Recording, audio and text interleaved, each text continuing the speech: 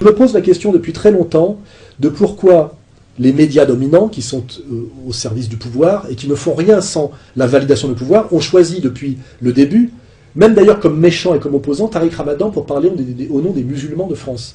Je n'ai jamais compris pourquoi, parce qu'il n'est pas français. Il y a quand même, je le répète, 6 millions, je crois, de Français musulmans, qu'ils soient d'ailleurs convertis ou originaires de nos anciennes colonies du Maghreb, c'est pas la question, mais il y a des tas de citoyens français de confession musulmane qui ont le niveau et qui pourraient parler au nom des musulmans de France.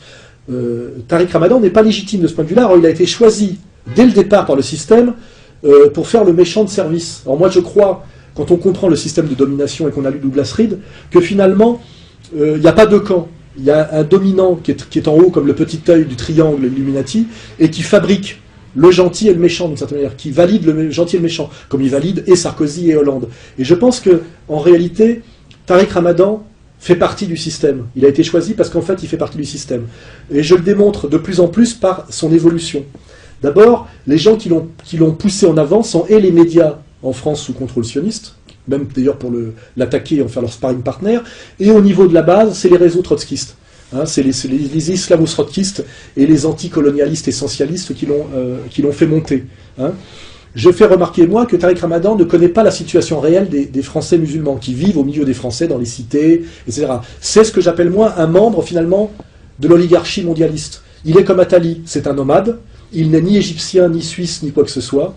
Et finalement, il est dans la situation finalement du nomade, tel que le décrit Attali, qui est chez lui partout et nulle part, mais qui n'est pas un enraciné, et qui donc ne peut pas parler au nom des gens qui vivent sur les territoires. Donc finalement, il fait partie, et pour des raisons d'origine de classe et de praxis, il fait partie finalement de cette hyperclasse nomade. Il est le musulman de service de cette hyperclasse nomade, hein, égypto-suisseau, machin. Et après, moi je pars du principe que quelqu'un travaille pour qui le paie. Et donc je pose la question, qui paye Tariq Ramadan? Tariq Ramadan est payé par le gouvernement anglais, qui est une des matrices de la domination mondialiste judéo-anglo-saxonne, hein, les États-Unis, l'Angleterre. On sait même que l'Empire est né à Londres.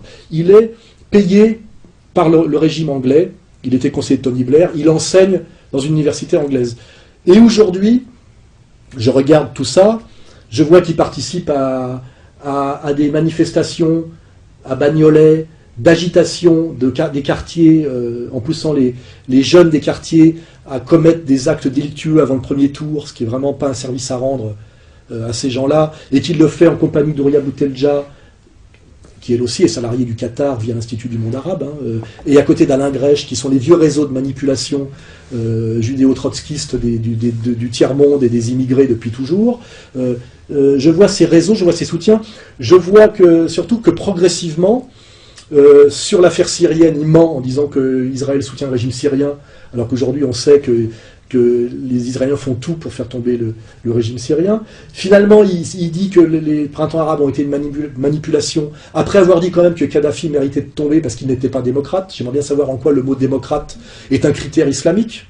Et là, je me dis, ce type qui, effectivement, juge de ses alliances et de ses allégeances possibles en fonction des critères démocratiques, je vois qu'aujourd'hui, il est en plus payé par le Qatar et qui vient de monter un institut de recherche islamique au Qatar. Il n'y a pas moins démocratique et pas moins légitime que le régime qatari. C'est un pays qui existe depuis 1971 par la volonté des Américains, après avoir été le tapin des Anglais. C'est essentiellement une bande de bédouins milliardaires soumis à la puissance américaine, puisque c'est une énorme base américaine, et qui finance, en ce moment, on le sait, toutes les entreprises de déstabilisation des pays traditionnellement arabo-musulmans. Ils ont financé la destruction de la Libye. Ils financent en ce moment la manipulation et la mise en place d'une 5e colonne salafiste en France pour, à mon avis, préparer une catastrophe ethnico-confessionnelle en France voulue par le pouvoir impérial sioniste pour transformer une crise économique dont est responsable Wall Street en guerre de religion. Ramadan se trouve pris dans tout ce maillage très très malsain. Ramadan aujourd'hui est payé par les Anglais et par les Qataris. Les Anglais et les Qataris sont ouvertement et incontestablement des agents impériaux de la domination américano-sioniste, pas de la résistance. Ramadan accepte l'argent de ces gens-là, travaille pour eux. Je précise que le Qatar, Ramadan qui est très soucieux des lois de la République française sur le respect effectivement des ressortissants musulmans français, souvent et de l'immigration, accepte de travailler pour un pays dont la Constitution ne reconnaît aucun droit social, aucun droit syndical et aucun parti politique. Normalement, quand on se respecte un peu, on n'accepte pas l'argent de ces gens-là et de monter un centre de recherche islamique au Qatar et de cautionner par, comment dirais-je, par son image de marque, un régime aujourd'hui qui vient d'obtenir la Coupe du Monde de football, la Coupe du Monde de handball et qui est ouvertement, comment dirais-je, un régime de collaboration au nouvel ordre mondial et à la mainmise américano-sioniste sur les pays arabes. Et là, je vais plus loin. Ramadan est un réformateur de l'islam. On sait qu'il est dans le projet de domination mondiale de faire ce qui a été fait pour nous les catholiques, un Vatican II de l'islam. Car en fait, l'empire mondialiste qui se soldera par le grand Israël et la capitale mondiale à Jérusalem devra gérer quand même un monde musulman. Et ce monde musulman sera géré par la mise en place d'un petit califat sous contrôle entièrement américano-sioniste bancaire, la mise en place d'un petit califat qui ne pourra exister que si il est fait un aggiornamento, c'est-à-dire un Vatican II de l'islam. Et je pense que Tariq Ramadan est l'homme qui a été choisi pour pondre ce Vatican II de l'islam, qui va correspondre à ce qui a été pour nous la soumission intégrale du catholicisme et de ce qu'il représente aux valeurs maçonniques et à l'universalisme maçonnique qui est le substrat de l'empire mondialiste, et qui est pour nous la trahison totale des évangiles et de ce pourquoi le Christ est venu. Car le Christ est venu pour, dénoncer le Sanhédrin et les Lévites comme traîtres à l'alliance et comme élite qui avait retourné, une promesse divine en inversion satanique. C'est clairement dit dans les Actes des Apôtres et les Évangiles. Je pense que le rôle de Ramadan, là j'extrapole, est finalement de préparer par son travail finalement théologico-modernisto-amphigorique, qui à mon avis a plus à voir avec le baratin talmudique qu'avec la saine exégèse islamique. Je ne ressens pas ce type comme un religieux, mais je le ressens totalement comme un politique. Et finalement, il a bien pris de Bernard-Henri Lévy toute cette espèce de dialectique, où d'ailleurs les trois quarts des concepts sont des concepts pris à l'universalisme anglo-saxon et à la maçonnerie. Il y a très peu d'islam dans son baratin. Et je pense qu'il amène, payé par le Qatar et l'Angleterre, ce qui est totalement logique, il va produire le corpus, finalement, d'où sortira le Vatican II et l'aggiornamento islamique, qui sera finalement cet islam moderne, mondialisto-compatible, sous domination américano-sioniste, et dont il pourra tirer effectivement les marrons du feu. Et je pense qu'il est dans cette logique, et sa progression, son évolution, désigne tout ça de manière évidente et explicite. فخصوصية هذا المركز مركزنا هي الجمع بين علماء الشريعة والنصوص وعلماء الواقع، وكذلك طرح الأسئلة الجديدة والدقيقة والبحوث المعنوية على العلماء لكي نأتي بإجابات متمسكة بالنصوص وملائمة لحقائق وتحديات زمننا. Et là, je viens de voir, par exemple, récemment, parce qu'on le voit par des tas de signes, tout ça, que il est payé par les Anglais, payé par le Qatar maintenant. Récemment, un crétin absolu, un crétin, je veux dire, intellectuellement crétin et humainement minable, qui s'appelle Chicha, a commis quelque chose à l'Université libre de Bruxelles. L'Université libre de Bruxelles veut dire université maçonnique et anticatholique de Bruxelles, ça veut dire ça. Il est allé perturber une conférence de Caroline Fourest sur l'extrême droite.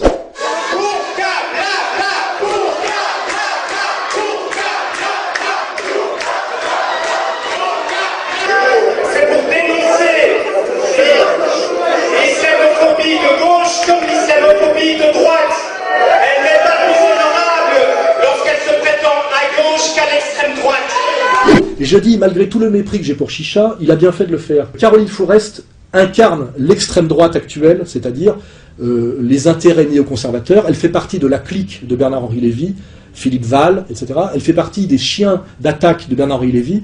Elle est un agent de l'extrême droite la plus moderne et la plus efficace, qui est en train d'attaquer effectivement, de dénoncer le monde musulman comme fascisme actuel, au nom des droits de l'homme toujours, et du communautarisme dont elle fait partie, puisque c'est une lesbienne de combat, elle est dans le communautarisme victimaire et la minorité agissante, et je pense que Chicha a bien fait d'aller l'empêcher de parler, car elle n'a pas le droit de parler de s'ériger en arbitre et de ce qu'est l'extrême droite, l'extrême gauche, etc. Elle fait partie elle est un agent de la domination impériale américano-sioniste, et elle fait partie de l'extrême droite néoconservatrice.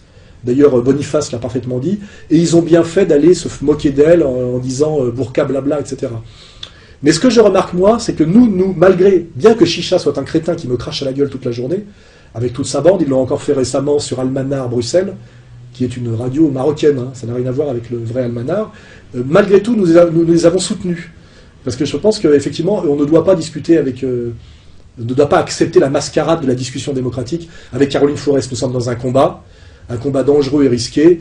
Ils ont eu raison de le faire. Et ben, je remarque que Tariq Ramadan a écrit une lettre pour dire qu'il désavouait Chicha et qu'il soutenait Caroline Forest. Je pense finalement que Caroline Forest et Ramadan sont les deux membres d'une pièce de théâtre, exactement comme quand le Martiniquais franc-maçon fait semblant d'attaquer Guéant. On est dans un petit théâtre entièrement bordé. Tous ces gens-là sont des mondialistes. Ils sont des mondialistes sous contrôle, et ils font mumuse. Et finalement, Ramadan a choisi effectivement Forest. Finalement, Forest est sa meilleure ennemie. Sa meilleure ennemie, mais c'est les deux faces d'une même médaille. Ils sont tous les deux mondialistes. Ils sont tous les deux dans le communautarisme victimaire. Et finalement, ils sont tous les deux des agents du mondialisme. Le mondialisme a besoin d'un certain islam pour s'accomplir. Hein, du moment que c'est un islam de soumission, voilà, au nouvel ordre mondial, bien compris. Et finalement, cette soumission au mondialisme se fait et par Forest et par Ramadan, et a besoin de cette pseudo-engueulade. Mais finalement, au moment décisif, Ramadan fait toujours allégeance à qui il faut. La seule fois où je l'ai rencontré, où on s'est serré la main au congrès de l'IOIF, il y a eu une photo. Immédiatement, le lendemain, il a fait un texte long comme le bras pour dire qu'il m'avait serré la main sans me serrer la main. Pour qui fait-il ce texte? Pour nos maîtres mondialistes? Pour dire, voyez, j'obéis, je suis sous contrôle. Il n'y a pas besoin de faire ce genre de texte de soumis. Quand on est... Moi, j'ai pas besoin de faire de texte pour expliquer pourquoi j'ai parlé avec Dieudonné, Ramadan, Forisson, etc. Parce que je n'obéis à personne. Et là, il vient de faire un texte disant, je soutiens Caroline Forest contre. Évidemment, toujours avec un propos amphigourico-talmudique bien piqué chez BHL, le oui mais machin, où on ne sait jamais trop, à un moment donné, un peu de virilité, c'est, oui, tu as soutenu Forest contre Chicha, point. On s'en fout de la raison. À un moment donné, tu choisis ton camp, camarade. Et à un moment donné, quand ça chauffe, il n'y en a plus que deux de camp. La soumission ou la soumission. Chicha, malgré tout, est sur la sellette, il va être viré de l'université de Bruxelles. Voilà, à un moment donné, il fait partie des victimes, il fait partie des... Même si c'est une victime qui continue à désigner à la police les gens comme moi, c'est un peu... mais ça, on l'a vu avec Ciné, on l'a vu avec d'autres. Hein. C'est quand même une victime du système, il n'est pas du côté des gagnants et des vainqueurs. Et Ramadan, lui, est du côté, finalement, de cette hyperclasse mondiale. Il est le représentant de l'islam qui a été choisi demain pour être, finalement, le cadre du département islamique du nouvel ordre mondial sous contrôle, je le dis, américano-sioniste, judéo-protestant et bancaire. Voilà. Et c'est clair que c'est son destin, c'est sa mission. Et peut-être que s'il s'en est pas rendu compte, il va falloir qu'il s'en rende compte. Et que d'accepter de monter un centre de recherche, je sais pas quoi, islamique au Qatar, c'est à mon avis la faute de trop et la vérification de trop. C'est inacceptable. Et je demanderais d'ailleurs même aux gens comme Alain Grèche, qui finalement vont à Bagnolet, mairie communiste, en tant qu'homme de gauche, comment ils peuvent accepter qu'un agent qatari travaille avec eux? Un agent qatari, pour moi, c'est un agent d'extrême droite, hein, au sens social du terme. Hein, c'est quelqu'un qui accepte de travailler dans un pays où il y a interdiction de syndicats, interdit de partis politiques, hein, et qui est comment dirais-je, un gouvernement, pour employer les mots que Ramadan emploie, qui sont d'ailleurs jamais des mots islamiques, qui est un régime fasciste. Hein.